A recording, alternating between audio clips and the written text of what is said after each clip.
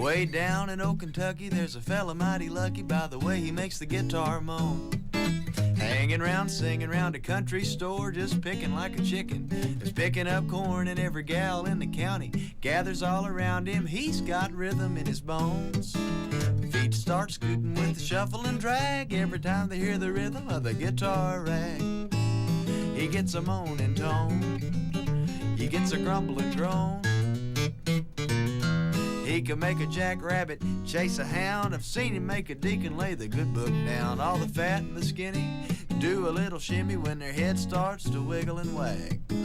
Feet start scooting with the shuffle and drag every time they hear the rhythm of the guitar rag.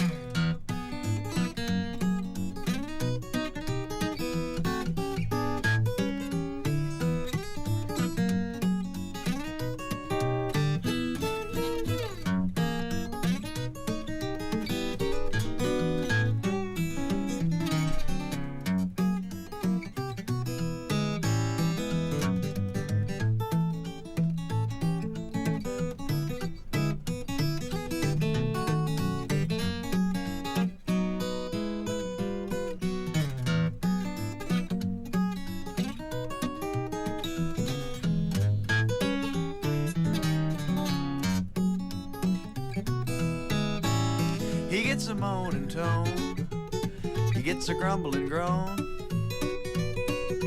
When he gets to picking and a plucking the strings, he can make the deacon do the bucking wing. All the fat and the skinny do a little shimmy when their head starts to wiggle and wag. Feet start scooting with a shuffle and drag every time they hear the rhythm of the guitar rag.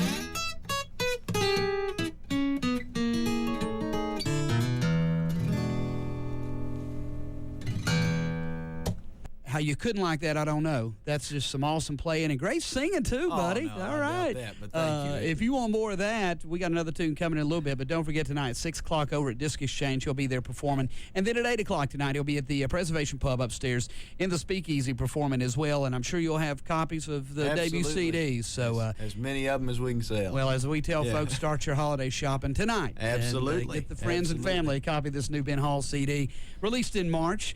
Obviously, we've spoken about Merle Travis and Chad Atkins and what they've meant to you and Moon Mullins, but probably even bigger to you, not only just professionally but personally, was your relationship with the one and only Charlie Louvin, half of the Louvin brothers. He and Ira were Sand Mountain, I guess, wasn't it? That's right. Sand Mountain, Alabama. And if you look up Brother Boy harmonies in the dictionary, there's their picture. That's right there. But, good musicians as well. And as we were speaking off mic, guys who approached it, and especially Charlie, through all the years, who approached it so seriously and approached it so passionately, but also knew when to have fun, but especially when to make sure everybody else watching was having more fun than you some of the time. But how did you meet Charlie Louvin, and tell us a little bit about what he, we lost him this January, I guess, wasn't it? Yeah, we did.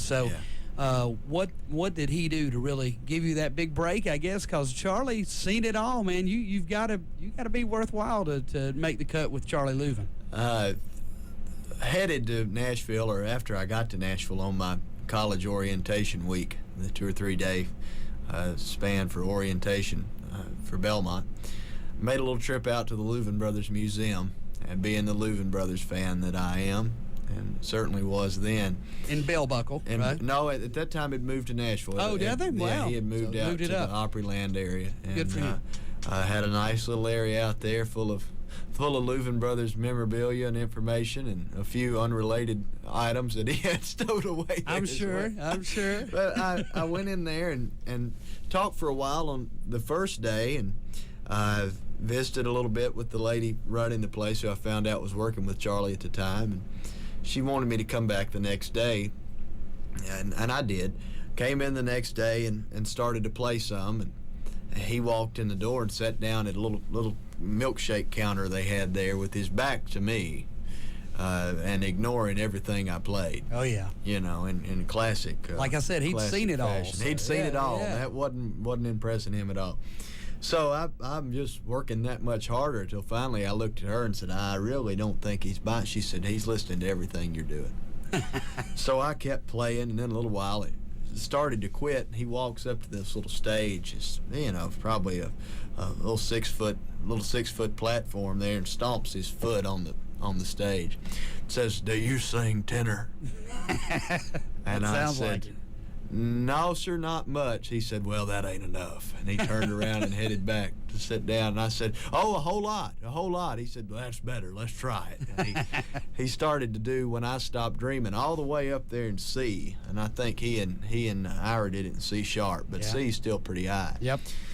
And he sang it and expected me to sing the tenor part. And I think I may have hit the note, but it was with everything I could find to hit the note. He said, "Did that hurt?" I said, "Yes, sir, it did." "Well, we'll get somewhere then." So we talked for a bit, went through probably 30 minutes of Louvin Brothers songs, and then into Charlie Louvin songs, into Will You Visit Me on Sunday, and I Don't Love You Anymore, and all these things that he was throwing at me. And I knew them. I'd done my homework on that. And, finally, when we finished up, he said, "Well, when can you go to work for me?" And I said, "I can't." And he just looked at me, in disbelief, and said, "Why can't you?" And I told him about my plans to be the newest member of the class of 2011, I guess, at Belmont. Right. And he disapproved of that pretty quickly. I'm sure. Didn't think that's where I should be or what I should be doing. Never thought I'd hear from him again, and thank God I did. Probably 3 weeks later, he called and said, "Ben, can you go to England with us for 2 weeks?" After I've told him plainly I can't do that kind of thing. Right. "No, sir." "Well, why can't you?" And we go through the whole deal again. "Well, just checking to see if you changed your mind." And we went through that a couple times, and again, every time I hung up the phone, I thought I'll never hear from him again. And I really thought I'd missed my opportunity here. Sure. I hadn't even moved to Nashville yet, and everybody told me, said, "Now, you've got to balance all this. If you want your college education, you got to balance all that." And I never dreamed it'd be so hard right off the bat. And right. that was the hardest point it ever hit right there. Was right at the very beginning. And finally he called again just a month or two later and asked me to do the Opry with him one night. And I did, and wound up doing that off and on for the next 3 years, traveling around on weekends, and never was what you'd say a regular part of the group, because he was still touring a week and a half, 2 and 3 weeks at the time. But I would go out and do all these dates with him in the summer. Matter of fact, we were over this way just this time last year, almost to the day, over in Asheville for a whole week over there. Wow. He and I were this time last year. Yep. Charlie Louvin, amazing. I had the opportunity and the blessing to work with him in a show. We got him to open for Chet Atkins up here at the Tennessee Theater there in the late 90s, and he sounded so good still, and just they were swapping stories. Great singer right up to the end. Absolutely, and obviously Chet played on some of those great records, and so it was neat to see that back and forth, and you got to play the Opry. How was that? Oh, it was the fulfillment of a dream. Not just playing it, but playing it with one of my heroes. Sure. In that guitar spot that I was not worthy of filling, that had been filled by so many great guitar players. If Charlie says you're worthy, you're worthy, buddy. And well, congratulations on that, and I know you're going to take that with you, and he's with you everywhere you go and every time you play, I'm sure. Absolutely. And what an amazing man he was. Well, You've gone on 2005 on the National International Thumb Style Guitar Contest, Horizon Award from the National Thumb Pickers Hall of Fame already, and even more impressive to me, how'd you get Roscoe to produce your record? We just kind of fell into that. Man, Eric Roscoe Amble produced the record. Ben Hall.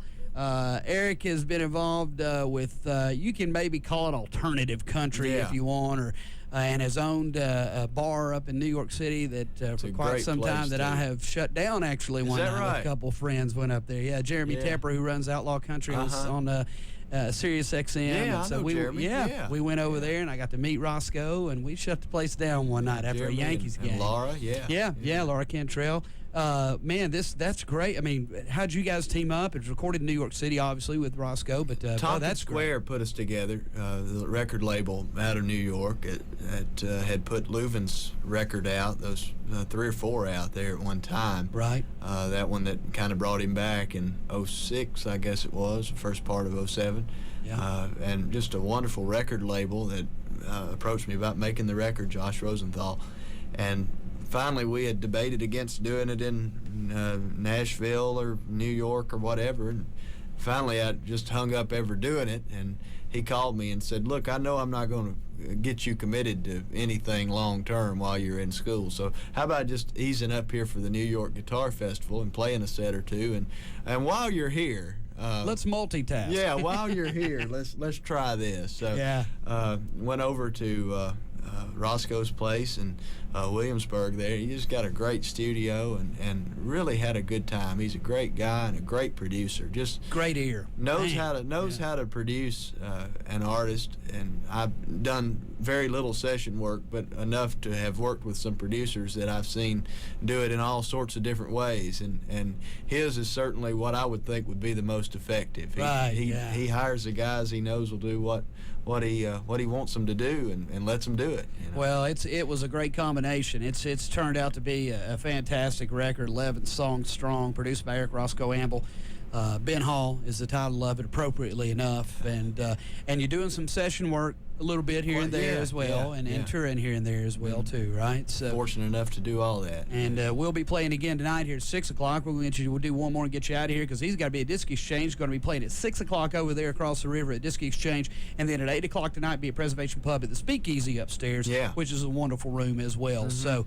Well, before we get you out of here, can you pick one more for us, man? Absolutely. I'd love to. What you going to do? Here's, let's do Cannonball Rag, the great Merle Travis tune. Kicks off the CD as well. Little hillbilly music for you. Absolutely. on a Thursday afternoon on college radio, you can't beat it, buddy. It is Ben Hall live on 90.3 The Rock. And UTTV The Rock Unplugged, let her go.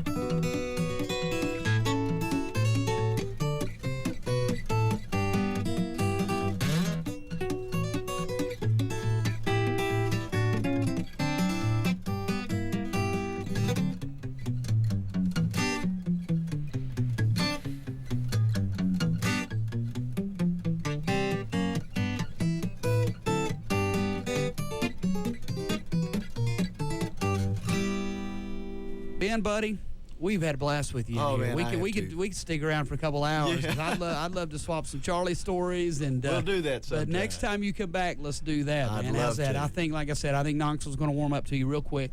And hopefully this will be a regular stop for you. And whenever you come to town, the mic's on, the door's open. Well, as long as you're in tune, we'll let you through the door. How's that sound, nothing would make man? me happier. Thank you so Obviously, much, Benny. tell folks if they're at home and want to get online to find out more about you or even get your music, how can they find out more about Ben Hall? Sure. Take a look at benhallmusic.net, and you can see all the dates we're working there, as well as a link to get the album.